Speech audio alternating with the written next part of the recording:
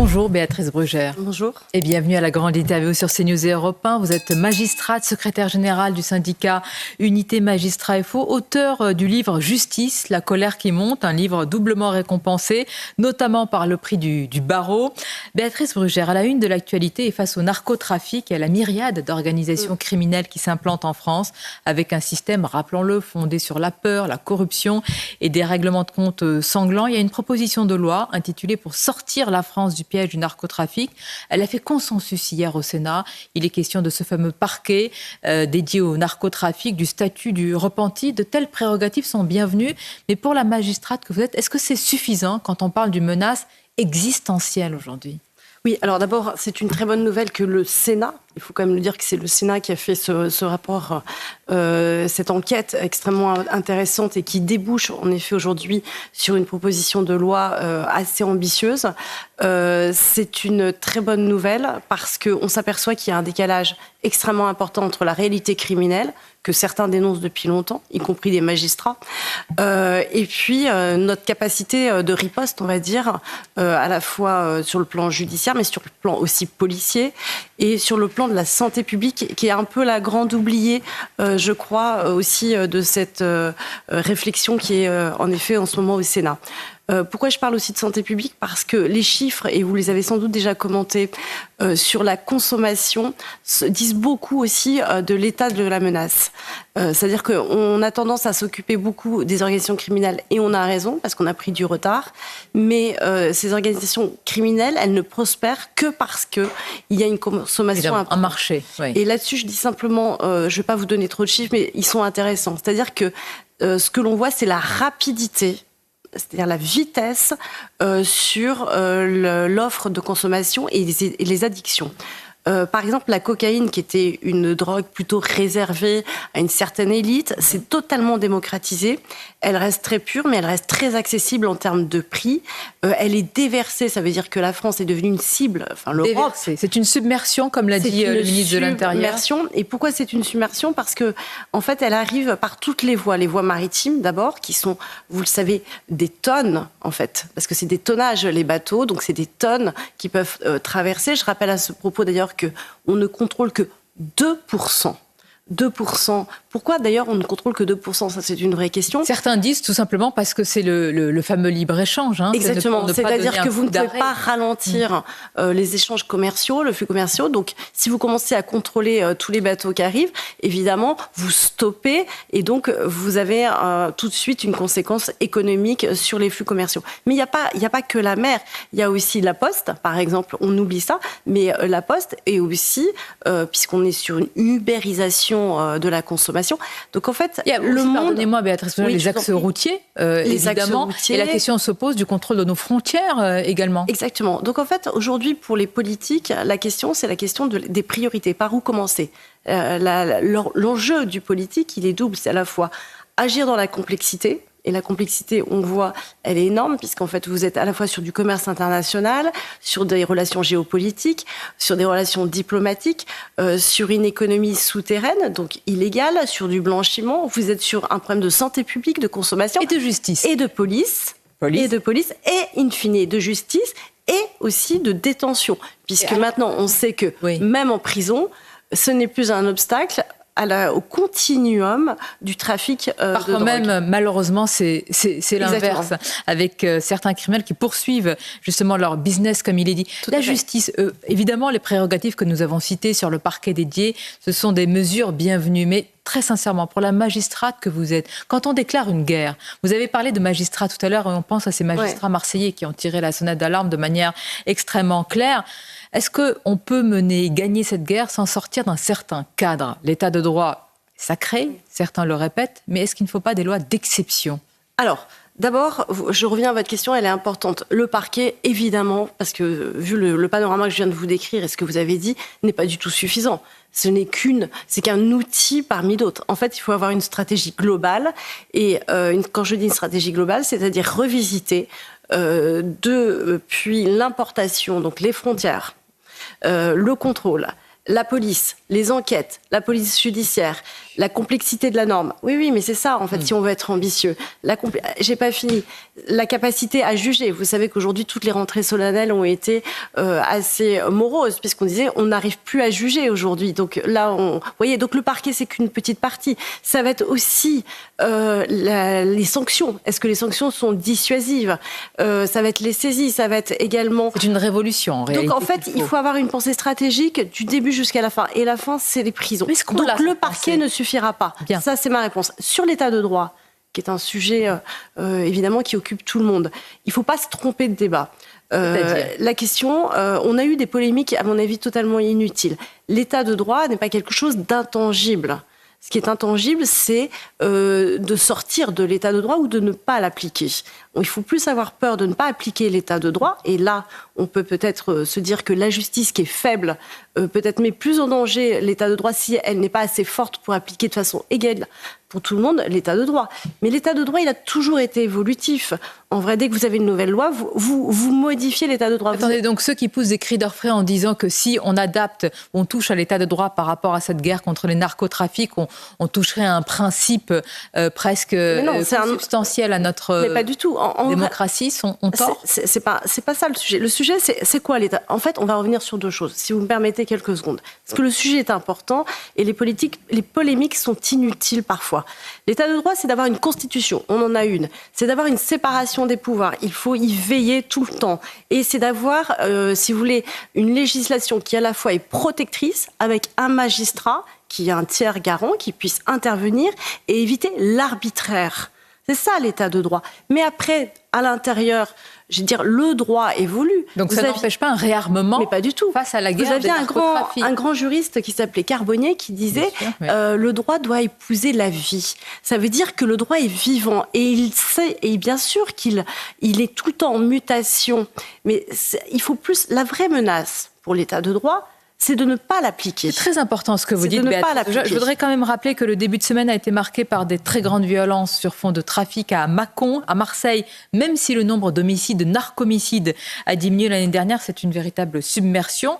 Et ce sont selon les mots de Bruno Retailleau, mais aussi de tous les responsables, préfets de police et procureurs. Ça veut dire que si on n'applique pas certaines lois, on ne se réarme pas, il y a une forme de non-assistance à la population. Oui, parce que par exemple, dans l'état de droit, vous avez des libertés fondamentales. Une qui est très importante, c'est le droit à la sécurité. Et oui, ça fait partie de l'état de droit. Donc si vous avez une police et une justice qui n'assurent plus votre sécurité, d'une certaine façon, vous êtes en danger sur l'état de droit. Donc la question, c'est pas son évolution.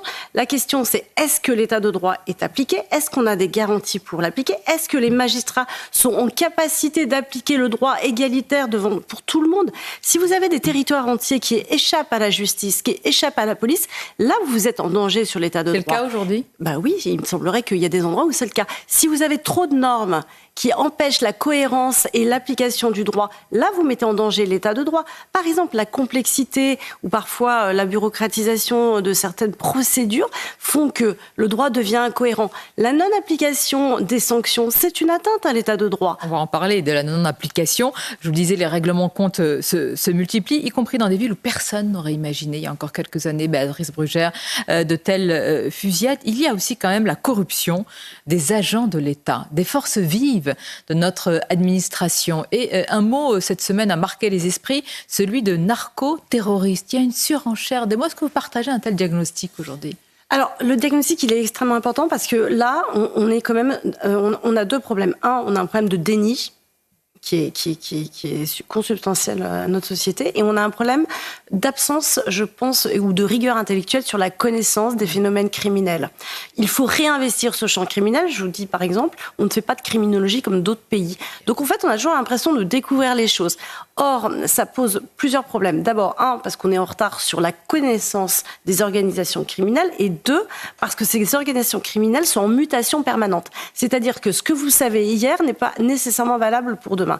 Donc il faut réinvestir le champ criminel. Si le diagnostic n'est pas bon et il est évolutif, à ce moment-là, nous sommes à côté de la problématique. Et par exemple, ceux qui disent qu'aujourd'hui, on peut parler de narcoterrorisme. Eh ben, si vous avez des organisations criminelles qui ont pris le contrôle de certains quartiers, qui tuent, qui font des règlements de compte, ils font une forme de terreur.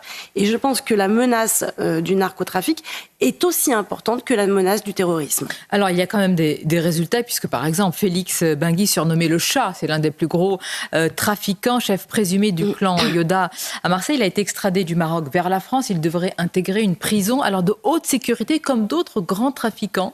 Béatrice Brugère, c'est la proposition du garde des Sceaux, Gérald Darmanin, de regrouper les plus gros criminels en prison. Est-ce que c'est pertinent et est-ce que c'est faisable ?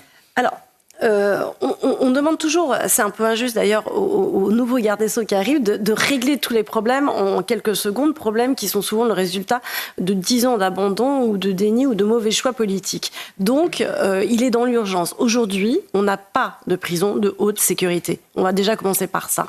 Donc, on n'en a pas. C'est Badinter, d'ailleurs, qui avait fait supprimer les quartiers de haute sécurité. Et même, et ça ne fait pas sourire, mais on est encore capable, il y a encore quelques temps, c'était sous Nicole Belloubet, de construire des prisons sans barreaux parce qu'on trouvait que c'était pas nécessaire. Bon, donc c'est n'importe quoi. Des prisons sans barreaux. Oui, donc on vient de loin. On vient de très loin. Donc, qu'on ait un garde des Sceaux aujourd'hui qui prenne conscience que enfin on a une nécessité et un besoin, comme l'ont fait depuis très longtemps l'Espagne ou l'Italie, d'avoir des établissements spécialisés. C'est votre proposition, hein. C'est une proposition que l'on porte d'ailleurs avec les directeurs de prison FO qui portent aussi cette proposition. Il faut construire, et on est sur un plan de construction, des prisons de haute sécurité, c'est-à-dire qu'il faut arrêter de ne pas discriminer des gens qui sont très dangereux et des gens qui le sont moins. On n'a pas ça aujourd'hui encore en France, il faut le faire, c'est une très bonne idée, on ne peut que la soutenir. Derrière ces profils dont on a parlé, comme ces gros trafiquants, il y a une partie de trafiquants de drogue qui sont vraiment des mineurs qui se comportent en hors-la-loi, maniant les kalachnikovs. Vous avez souvent parlé, dès le premier écart, des ultra courtes peines. Oui. Le ministre de l'Intérieur, on sait, y est favorable. Est-ce que vous pensez qu'on peut avancer vers ça ? Est-ce qu'aujourd'hui, le mouvement anti-prison ou prison sans barreaux recule par rapport à la lucidité qui est la vôtre? Alors, on est dans un ministère où changer est compliqué. Même si les Français le demandent, même si tous les sondages le montrent. Je le vois parce que, en fait, je porte cette proposition, en effet, avec d'autres, d'ailleurs, parce que on a regardé ce qui se passait dans d'autres pays. Voilà, c'est intéressant aussi d'avoir une forme d'humilité et de se remettre en question sur notre système. Comme pour la lutte contre le narcotrafic, on est en échec. C'est exactement la même chose sur la lutte contre la récidive et on voit très bien que la violence augmente. Donc il faut réinterroger notre politique pénale. On la réinterroge en regardant aussi ce que font d'autres pays. Les ultra courtes peines, tous les pays du Nord l'utilisent d'une manière ou d'une autre, l'Allemagne, le Luxembourg, les Pays-Bas. Et ils ont, pour faire simple, cette capacité de punir davantage et de vider leurs prisons. C'est pas inintéressant, puisque nous, c'est l'inverse. Évidemment. On punit de moins en moins et nos prisons débordent. Donc il faut quand même peut-être réinterroger notre politique pénale, son idéologie et son logiciel. Les ultra courtes peines, c'est quoi le principe ? C'est de dire, vous commettez un fait très grave, vous êtes sanctionné tout de suite. C'est pas long, c'est très court. Ça a un effet pédagogique, c'est une sanction. Nous, on a un système complètement différent. C'est incarcérer le plus tard possible. Et quand ça tombe tard, ça tombe long. Mais est-ce que pour autant, Béatrice Brugère, je vous pose la question directement, est-ce qu'il y a un droit à l'inexécution de la peine en France ? Oui, en fait, on a tout un système aujourd'hui qui favorise le droit à l'aménagement. Alors, c'est pas tant l'inexécution que le changement de la peine prononcée. Un chiffre, 40% des peines de prison qui sont prononcées à l'audience, et il n'y en a pas tant que ça, sont immédiatement aménagées. Donc en fait, comme on n'a pas 40%, comme on n'a pas de place de prison, en fait, on n'a pas construit de place de prison. Là aussi, on a pris un retard fou. Eh bien, on est maintenant dépendant de nos capacités. Et en fait, tout le système est dépendant de ces capacités. Aujourd'hui, vous avez des courageux chefs de cour qui, lors des audiences solennelles, ont dit on n'y arrive plus, on ne peut plus juger. Il faut savoir que dans certaines cours où il y a des faits extrêmement graves, on ne juge que les détenus. Donc, les détenus aujourd'hui, en tout cas les détenus, les narcotrafiquants, les gros criminels, leur seul objectif, c'est d'être remis en liberté. Donc, les chambres d'instruction sont totalement embolisés par des demandes de mise en liberté. Une alerte du procureur général d'Aix à ce sujet. Exactement, c'est à lui auquel je pensais. Il est très courageux et il a raison parce que ces voix doivent s'élever pour dire enfin la vérité.